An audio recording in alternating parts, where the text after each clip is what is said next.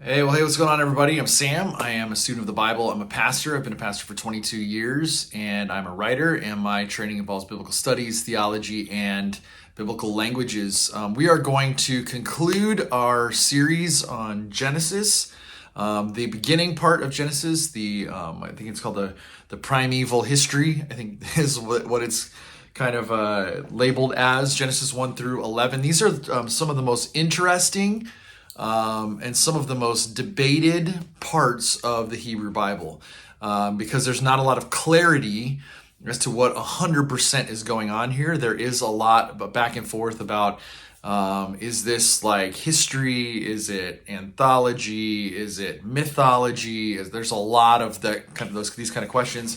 How much does it relate to the other mythology that was going on during the time period? There's a lot of discussion about that. Who wrote it?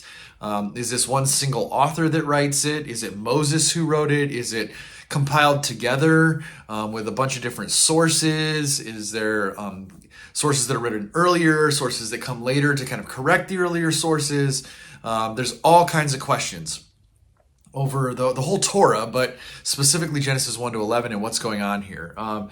So we are in chapter 11. So we've gone through this whole journey. We've gotten up through Genesis chapter 10, the Table of the Nations, which kind of tells us this story about the fact that after Noah and his family get off the ark, that these are how the world all spread out. These are all the nations that came from all of Noah's sons, Shem, Ham, and Japheth.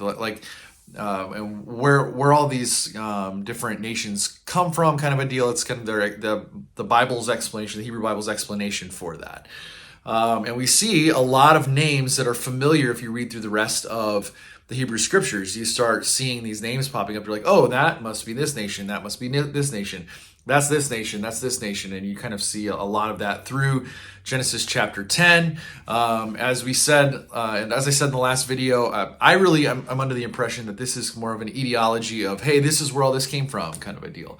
And so we have to kind of look at it and go, well, how does the Bible want to treat this? What was going on here? And we just don't know if this is actual history or if this was some kind of mythology to get them to where they were going. We just don't know the answers to that question. I'm not going to say that I know the answers to that question. I have no idea. What I can say is that archaeology and all of that has gone looking for a lot of the stuff that's been in these chapters and come up dry. And so that could mean some things, it could mean other things, we just don't know. And so there's a lot of mystery surrounding these, especially these first 11 chapters, but over the Torah in general. And so that's kind of, what's going on in the world of scholarship, especially critical historical scholarship when it comes to the book of Genesis and through the whole Torah. But I'm not interested in any of that. A lot of people are. But I am not a Bible scholar. I'm not trying to, unearth that kind of stuff. All I'm interested in this series is looking at what does the text of, the scriptures say, and what's the story they're trying to tell, and kind of, analyzing that story and going, okay, this is a really good understanding of the straightforwardness of this story, and then trying to make sense of some of these things. Okay, so that's the whole point of this. I'm not trying to come out with a position of, I think this is this, or I think this is this. I'm just trying to help us read through this story and go, hey, what's there? So Genesis chapter 11 is the famous story of the Tower of Babel or or as some have footnoted, Babylon, which I think it becomes later on. But this is an interesting story, and there's a lot of different ways that we can run with this. And so let's read through the text. I'm probably going to go to the Hebrew and kind of look through some of those words to kind of see what's going on in the text here. I'm going to read it out of the NIV, and then I'm going to read it out of the CSB. Actually, my review on the CSB is coming this week, so I'm excited about that. Okay, so here it is. Genesis chapter 11, it says, "Now the whole world had one language and a common speech. As people moved eastward, they found a plain in Shinar and settled there." Okay, so the footnote in the NIV says that the plain of Shinar, it says they're from the east, or they went east. Okay, and then Shinar would be Babylonia or Babylon, is what they're trying to say that Shinar is in the NIV. They said to each other, "Come, let's make bricks and make them thoroughly." They used brick instead of stone and tar for mortar. Then they said, "Come, let us build ourselves a city with a tower that reaches to the heavens so that we may make a name for ourselves." That's an important phrase. If you're into like highlighting or underlining in your Bible, I think that's a very important phrase there. So that we may make a name for ourselves. Okay? Otherwise, we'll be scattered all over the face of the whole earth. But the Lord came down to see the city and the tower that the people were building. The Lord said, if as one people speaking the same language they have begun to do this, then nothing they plan to do will be impossible for them. Come, let us go down and confuse their language so that they will not understand each other. And so another one of those phrases, let us do this. We saw that in Genesis chapter 3. We see that in this whole idea of the B'nai Elohim in Genesis chapter 6. What was going on there? There's some interesting things going on there. And this is the second time actually Genesis says, let us go down and do something to kind of make the humans, away from being divine or having this name for themselves. But it's the third time we've seen in Genesis this idea of let us. We saw in Genesis chapter 1, let us make mankind in our own image, and then has become one of us in Genesis chapter 3. Now let us go down and confuse their languages, okay? So the Lord scattered them from there all over all the earth, and they stopped building the city. That is why it was called Babel or Babel, because there the Lord confused the language of the whole world, and from there the Lord scattered them all over the face of the whole earth. And there is a footnote in verse 9 about Babel or Babel. It says this: Babylon, Babel sounds like the Hebrew word for confusion or confused, okay? So the CSB says it this way. It says the whole earth had the same language and vocabulary. As people migrated from the east, they found a valley in the land of Shinar and settled there. They said to each other, "Come, let us make oven-fired bricks." They used brick for stone and asphalt for mortar. And they said, "Come, let us build ourselves a city and a tower with its top in the sky. Let us make a name for ourselves." Okay, there's that phrase again. "Otherwise, we will be scattered throughout the earth." Then the Lord came down to look over the city and the tower that the humans were building. The Lord said, "If they have begun to do this as one people, all having the same language, then nothing they plan to do will be impossible for them. Come, let's go down there and confuse their language so that they will not understand one another's speech." So from there, the Lord scattered them throughout the earth, and they stopped building the city. Therefore, it's called Babylon. For there, the Lord confused the language of the whole earth, and from there, the Lord scattered them throughout the earth. Okay, not much different. There's a couple of different little word choices that are happening there. All right, let's go over to the Hebrew, and let's check out what the Hebrew has going on in it and see if we can find any clues maybe as to what's going on in the literature here. All right, here we are in the Hebrew. I just pulled up a PDF. I typed it out and pulled up a PDF of Genesis chapter 11, verses 1 to 9. There it is, Bereshit. Of course, that's the Hebrew title for Genesis. And then starting verse 1, and we're going to go all the way down here to verse 9. I'll try to point out where the verses start. Okay, so verse 1 starts here, and it says this. It says, "Vahi kal haaretz sapa ehat udevarim ahadim," and that means, "and had all the earth one language and one speech." That's verse 1. Here's verse 2. Notice all of the vav consecutives and how it moves along. It's the kind of use the word "and," but it moves along the story. Okay, so there's verse 1. Verse 2 says this: "Vehi ben aseam mekedem vayim seu beka be'eretz sinar veyesebu sam." And it means, and it came to pass that they journeyed from east. They found a valley in the land of Shinar. They dwelled there. That's verse 2. Here's verse 3. And verse 3 is going to have this line and this line in it. Okay.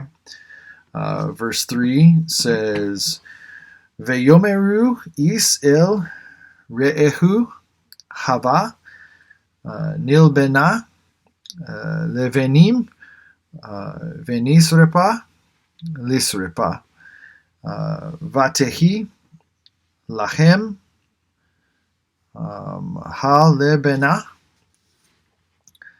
Leaben, Vehachemar, Heya, Lachem, Lahomer. I think that was, I could be wrong. My glasses have been kind of, so it's Haya. This word right here is Haya, not whatever I said.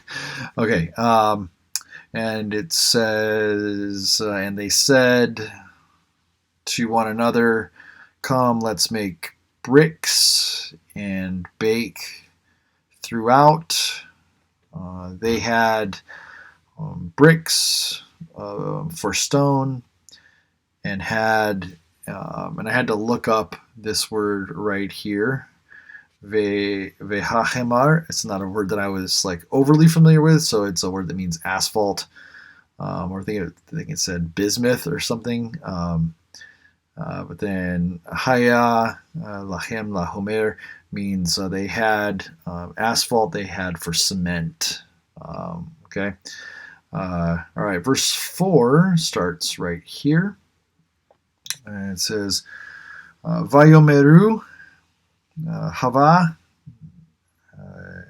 Nibre Lana, or Lanu, sorry, Ir Umigdal Veroso, and then Bashamaim Venaase Lanu Sem Pen Napus Al Pene Kal Haaretz. Okay, so that means, and they said, "Come, let's build for us a city and a tower, and the top in the heavens. Let's make for us a name, unless we scatter over the face of all the earth." And so that's verse 4. Verse 5 then starts at this next consecutive. And you can tell the verse endings real quick by these little like dots here. This is where the verse ends. Okay, so if you're not familiar with Hebrew, that's how you can know verses end in Hebrew. So we're going to start here in verse 5. It's Vayered Yahweh lirot et ha'ir ve'et hamigdal aser banu bene ha'adam. Okay, and that verse means, and Yahweh came down to see the city and the tower which were built by the sons of men. Okay, that's verse 5. Verse 6 starts here. It's going to go through these two lines here. Verse 6 says, Vayomer Yahweh hen am ehad vesapa ahat lekulam I think that's the way we say that. Veze hachilam la asot ve'ata lo yebaser mehem kol aser yazemu la asot. And verse 6 translated is, and Yahweh said, "Indeed, the people have one language, and as one they all have, and this they began to do. Now nothing withheld from them, that all they devise or plan to do." All right, so then we're going to go to verse 7, which is down here. And it says, Hava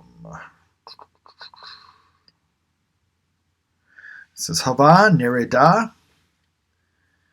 venabela sam sapatam aser lo yesmeu ish sapat re'ehu. And it means, "Come, let us go down, confuse their language, that not understand man's speech of another."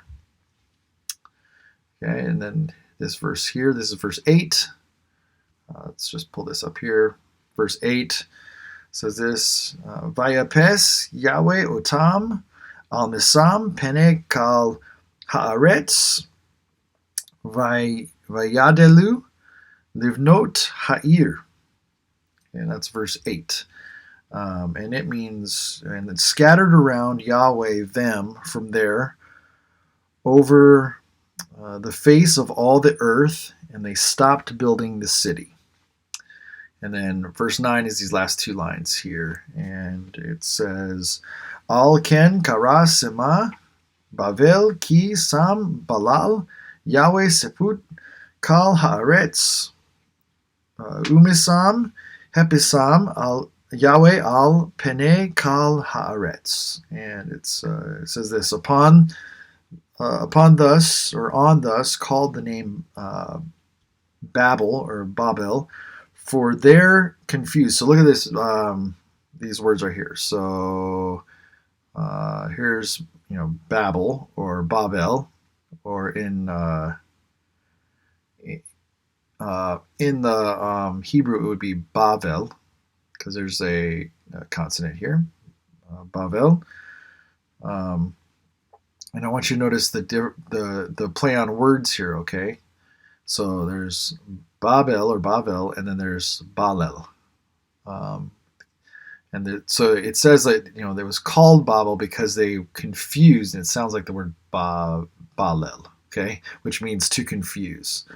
All right, so and on this they called the name Babel for their confused Yahweh language of all the earth, and from there, it's the Vav consecutive. So and from there, scattered Yahweh over all the face of the earth. So there's not much in the Hebrew that makes it go, oh wow, this is a deeper meaning here. Just kind of pretty straightforward. There is that play on words of Babel or Babel and Balel, of confused, which is fun to see in Hebrew. But yeah, there's not much in here that makes it like, oh wow, this is deeper than we would have in English. So yeah, there's the Hebrew. So what do we see going on here? Well, this group of people that is supposed to be scattered all over the earth and spread out, because God told Noah and his sons, hey, I want you to spread out. Don't stay clumped, but spread out all over the earth. And that's what we see in the end of Genesis chapter 9. Genesis chapter 10, we see like how they spread out in all these nations.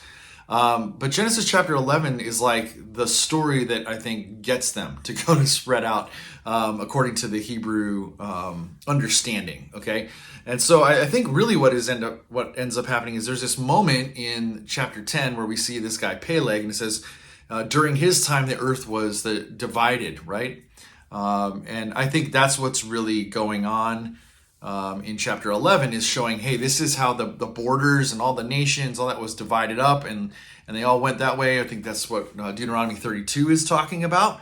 When it's talking about that El divided up the nations according to their boundaries, and he placed the B'nai Elohim over them to govern them. I think that's what we're seeing here, that the Genesis chapter 11 is the story that explains the borders of all the nations, why it all got spread out the way it did, and explains kind of this confusion of the languages and everybody having their own language, having their own thing. And you see it because you go back to Genesis chapter 10, and one of the things that you see over and over again is it says that these people had their own area and their own language. Well, Genesis chapter 11 is like an explanation of had their own language. So what's really going on here? Well, they're building this tower, and some people have tried to interpret this as, well, the tower reaching up to heavens, that they're going to be able to go up to where God is at, and God doesn't want them to do that. And so the higher the tower goes, and I don't think that's what is really going on here. Some people have even, in a kind of wacky way, I think, have said, well, this is like a portal that they're building in Babylon to go into the next dimension. I was like, that's kind of weird. But I think what's really going on here is that they are trying to make a name for themselves. They're trying to be we don't need God. We are of ourselves. We are kind of divine, kind of a thing. We can be our own thing. And we don't need God. We don't need anything that he would offer to us. And God doesn't like that. And so he's like, no, we can't do that. So we want to spread them out. And so it says, let us, which is another one of these references, I believe, to these B'nai Elohim, these sons of God, that God in Deuteronomy 32 says he portions out the nations according to the Bnei Elohim and the sons of God according to the Dead Sea Scrolls, and Septuagint, the son, the sons of God, or the angels of God, I think it says in the Septuagint. So the dividing lines of all the nations apportioned out to these divine beings or whatever, I think is what we see going on here, that these are the ones who went down and confused their language so that they get spread out all over. And I think that's the history that Genesis is, and the Torah is trying to tell us of how this all happened and why there's all these different patron gods all over the place and that kind of thing that Israel's fighting against, that Yahweh's fighting against in the Old Testament, all that kind of stuff. So anyway, I think that that's what's really this at the crux of this story. Historically, what I think it's actually trying to do, and I think this is, I'm not sure this is the scholarly consensus, it might be, is that they're trying to explain there was an old tower story in ancient literature of other nations, and it's kind of like, well, this is our take on that kind of a deal. And you can go look up all of that. There's a lot that points towards that maybe this is the Hebrews version of that story. But they add in a couple little things here and there to kind of show, hey, this is how all of this, broke up and took place. And the reason I think that really this is the Deuteronomy 32 moment is because what happens immediately after that is there's a lineage from Shem to Abram. And that all kind of is, showed, after the flood happens, here's Shem's family line, boom, boom, boom, boom, boom, boom, all the way down to Abram, because here starts the story of the Israelite people. That God's going to make a promise to Abram, and he's going to move him into a new land. He said, I'm going to give you a land. I'm going to give you a blessing. I'm going to make your descendants as numerous as the stars in the sky. And then the people of Israel's story launches into place. And so all of this needs to take place and needs to set the scene for this story of Abram and his people. That's Abram, Isaac, Jacob. Jacob becomes Israel. Israel has all these children. And then the story goes on from there. And so what we have here is the setting of the scene, right? We have Genesis 1 all the way up to Genesis 11 is this setting of the scene for the people of Israel and their national story, okay? And it culminates with this Tower of Babel incident where the nations take root because of it. The languages become different, the peoples become different, and the gods become different, according to Deuteronomy 32. Okay, so I think that's what we have going on here in Genesis chapter 11. Well, it's been a fun journey through Genesis. I'm not sure what I'm going to do next. I might actually jump to the New Testament. I have way more fun for me in the New Testament because I have more understanding of the Greek language.